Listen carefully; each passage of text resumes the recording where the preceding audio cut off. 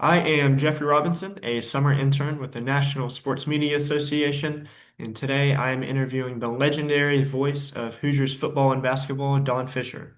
Don has spent 52 years calling Indiana basketball and football games on the radio and won his 28th NSMA Indiana Sportscaster of the Year award in 2024.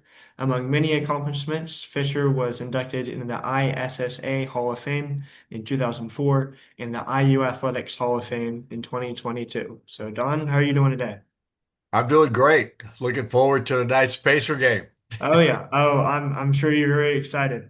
But getting into your sportscasting career a little bit, what got you interested in it at the beginning? Well, believe it or not, I got out of high school, didn't know what I wanted to do, didn't go to college, started working for the railroad among 5 or 10 other jobs that I had preceding it in about the first year out of high school.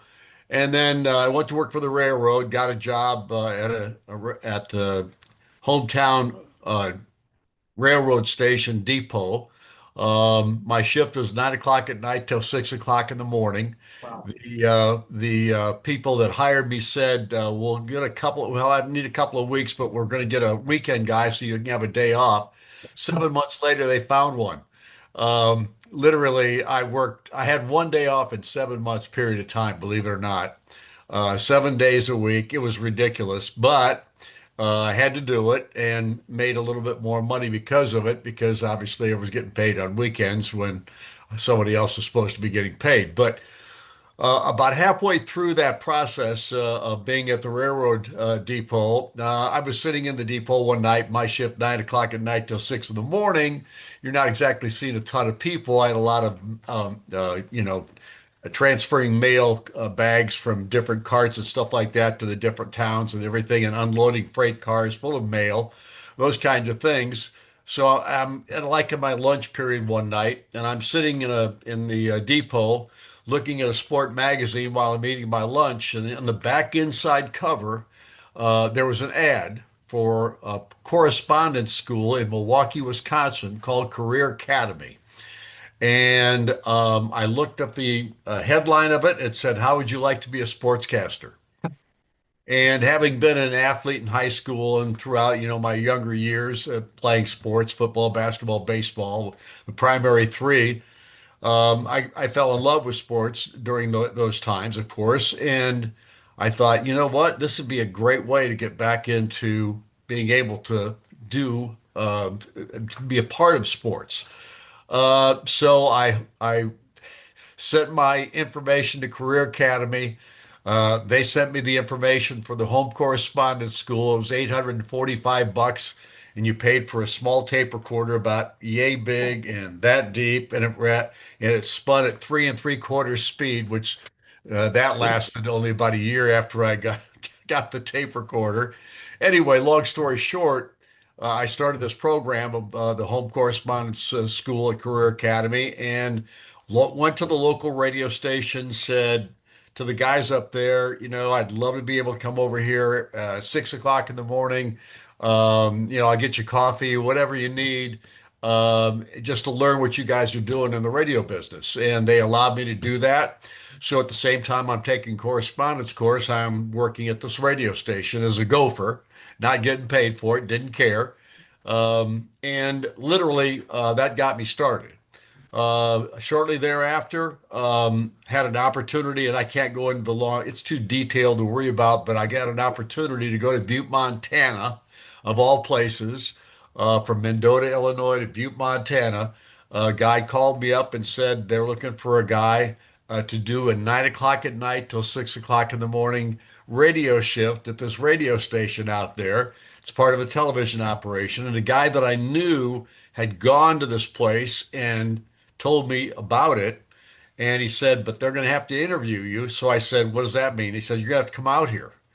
So I worked for the railroad so I could get on a train for free. I took a train to Butte, Montana from Mendota, Illinois. Took about actually about 32 hours to get there. I was the last half of the train ride I was in the last car of the only car that was a passenger car on the train, which was a freight train, and went to Butte, Montana. Interviewed for the job, thought there was no chance I was going to get it. Came back home, sitting there one late afternoon before I went into work. I got a phone call, and it was the radio station that I had an interview with, and they said, "We'd like you to come." And I said, "You're kidding." And they said, "No, we'd like you to come. We would like you to be our nighttime disc jockey from 9 o'clock at night till midnight. From midnight to 3, you're the janitor. From 3 o'clock until 6, you're the farm director. And from 6 o'clock, you're off the air." So that's what I did. I went to Butte, Montana. I was there for about a year and a half, and the rest is history. Wow. So, growing up, what was your favorite sport to watch, and has that changed ever since you started sportscasting? No, I love baseball. Growing up, that was probably the sport I was best at. But I got pretty decent at football as a high school kid, so I like football a lot too. And I went out for the basketball team my senior year of high school. Made the team, but we moved. Literally about 2 weeks after I made the ball club, we moved back to a town we'd lived in previously, and so I lost my opportunity to play basketball. But I just fell in love with sports as a kid, as you know, like I said, growing up and everything. And it gave me the opportunity to learn something about those sports. And then, of course, it also gave me the opportunity to, when I started working as a sportscaster, it gave me background that I could live with and that kind of thing. But the greatest thing that ever happened to me was the very first radio play-by-play job that I had was in Ottawa, Illinois. I was there for about 3 months before I got the job. I hate to say this, but I lied to get the job. I told them I'd done play-by-play before, which I had not. And at any rate, they hired me. The first game that I did probably set radio back about 150 years because I was terrible. And I got back to the radio station that night after the ball game, and the manager was waiting for me in the at the standing in the doorway of the radio station when I got there. And he said, "I thought you told me you'd done play-by-play before." And I said, "Well, I lied about it, and I apologize for that." But I said, "I didn't think you'd hire me, with no play-by-play experience." He said, "No blank." I won't tell you the word he used, but it was pretty easy to know. At any rate, it starts with an S, incidentally. So at any rate, I had 3 weeks. The guy told me, "You got 3 weeks. You don't get better in 3 weeks. You're out of here." So I called a man up by the name of Art Kimball. Art Kimball was 15 miles down the road from where I worked. He was a really good play-by-play man in LaSalle, Peru. And I went to his home. He allowed me to come to his home on a Sunday afternoon. He spent 5 hours with me. And everything that he taught me in that 5 hour period is what I've used my entire career. Wow. To get better, to how to do play by play, to learn how to prepare for a game. All the little things that he taught me in that 5 hour period, I took a lot of notes. And literally 3 weeks later, I still had a job. And again, had a couple more stops during the time before I got to Indiana University, but that's basically how I got started, and I was very fortunate to say the least. Would you say that those 5 hours are probably the most influential time in your career? No question. I mean, literally, I haven't changed much of what this guy taught me in all the years I've been doing it. And it turned out he was probably really pretty good at what he was dictating to me because I've had a pretty good career, to say the least. Oh yeah, absolutely. So 52 years, you've seen a whole lot of IU sports. Is there Yep. moments, is there a game, is there a call that stands out to you? Yeah, it's really hard to say. I mean, in 52 years, you've done a million games, and there are so many highlights to those games, especially for IU basketball, as we all know. I mean, the Bob Knight years were phenomenal. I worked with one of the toughest coaches in the world to get along with, and yet survived that in 27 of his 29 years at Indiana, and then outlasted him, even though.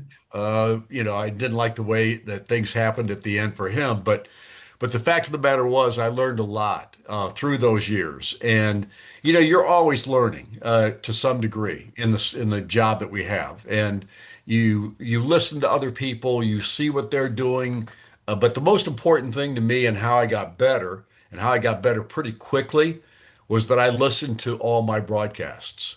Once I did them, I made sure they were on tape. And then I would go back and listen to those broadcasts and say, boy, I stunk on that call. I didn't like the way I said that. I'm saying this word way too many times.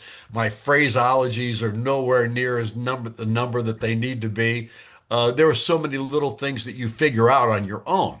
And after Mr. Kimball, I really never had any more help as a play-by-play guy. I would take that back. There was one other guy that kind of helped me a little bit. His name was Joe Tate. He was the voice of the Cleveland Cavaliers forever and passed away a couple of years ago. But Joe Tate was a tremendous play-by-play guy. He was working in Bloomington, Illinois at the time that we met, and our radio station and his radio station shared a seat at the state finals. And I did, we in those days, the Illinois State tournament for basketball was 8 games in 2 days. Oh, They wow. played 4 games on Friday and 4 games on Saturday. And for me and that was a great opportunity for me to learn from him because he was a veteran at that time. And then he ended up hiring me to his last job before he got the Cleveland Cavaliers job in Terre Haute. So Joe Tate was another guy that really helped me along the way. Not so much with the things that he was telling me, but how he went about his job and spending, 2 days with him, doing 8 ball games in 2 days, one doing play-by-play, the other doing color, and then flip-flopping and going through that. I learned a lot from him just by listening to him and seeing how he did things. So those two people, Art Kimball and Joe Tate, were the two people that probably helped me more than anybody else in the business. What's some advice you would give someone like me who's in college wanting to get into the sports media industry? Well, I can't give a lot of advice anymore because I'm so old, and I've done things my own way all these years. But I can tell you that it's not an easy job. If you're interested in radio, you're not going to get paid as much as you will in TV. That's just a fact of life. But I would never. I could tell you this that I was the smartest for myself in getting into the radio business rather than the TV side of it. And I did television for the Indianapolis Colts for 23 years. And it was fun doing it on television for 4 or 5 games a year because I was just doing the television preseason games. But I learned a lot from that experience as well, but it doesn't help you in radio. Not because radio play-by-play is completely different than television play-by-play.